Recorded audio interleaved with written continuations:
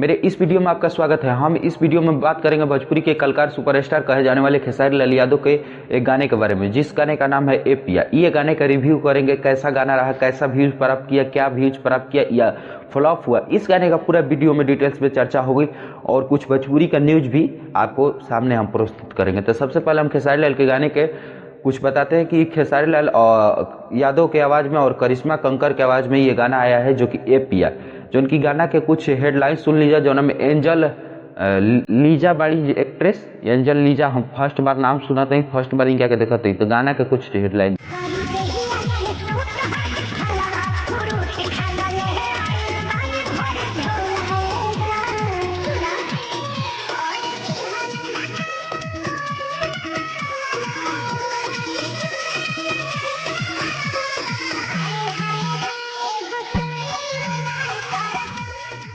तो गाना का क्वालिटी जोन बाटे वो जबरदस्त बा, मस्त बा। और गाना में कोनो कहीं से भी कमी नहीं के, गाना एकदम सुपर हिट और बम ब्लास्ट बा। जौन की गाना कहिले एक दिन हो गई। ई गाना बात करी तो ई गाना में जो एडिटिंग भइल बा, का एडिटिंग भइल बा, मस्त एडिटिंग भइल बा। जौन की गाना सुपर हिट बा और गाना में डांसिंग तो सुपर हिट बा। और बात करी खेसारी लाल के ई गाना के कुछ लोग चोरी के कहत रहे, जैसे में छोटे छोटे यूट्यूबर उघरत रहे वो चोरी के साबित करते रहे। मतलब कैसे हम व्यूज बढ़ा ली, कैसे केकरा के घटाई करके केकरा का बढ़ाई करके व्यूज कर हमारा उ सब नहीं करे। वीडियो को लाइक चैनल को सब्सक्राइब कर जाए। हम गाना के क्लिप देखावत नहीं, पहले गाना के क्लिप देखा जाए तब हम वो डिसाइड से बताए। लेकिन ई गाना कहला एक दिन हो गल, मुश्किल से 2 मिलियन व्यूज प्राप्त करे से अचूक रह चुकल बा। अब इस समय पे जब हम वीडियो शूट करती, यानी कि थोड़ी देर में ये 2 मिलियन व्यूज प्राप्त कर ली गाना खेसारी लाल यादव के।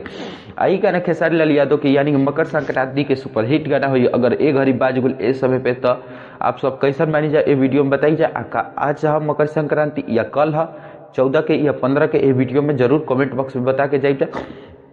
एगो बता दी जौन की गुंजन सिंह कहत रहे कि गुंजन सिंह एगो फिल्म जौन की शूट कैले बने, उ फिल्म में ओकर प्रमोशन के लिए बोलेले रहे पावर स्टार पवन सिंह के और अपने, लेकिन खेसारी लाल यादव के ना बोले। जब पूछल बोला कि खेसारी लाल यादव के आप क्यों नहीं बोला, तो कहत रहे कि खेसारी पैसा पे हन, अब पवन सिंह बिना पैसा कैल बने। तो वीडियो को नहीं खींचे देखा सकता, तो वीडियो को दूसरा वीडियो में रिव्यू करके बढ़िया से बताए। तो वीडियो को लाइक, चैनल को सब्सक्राइब करिए। धन्यवाद।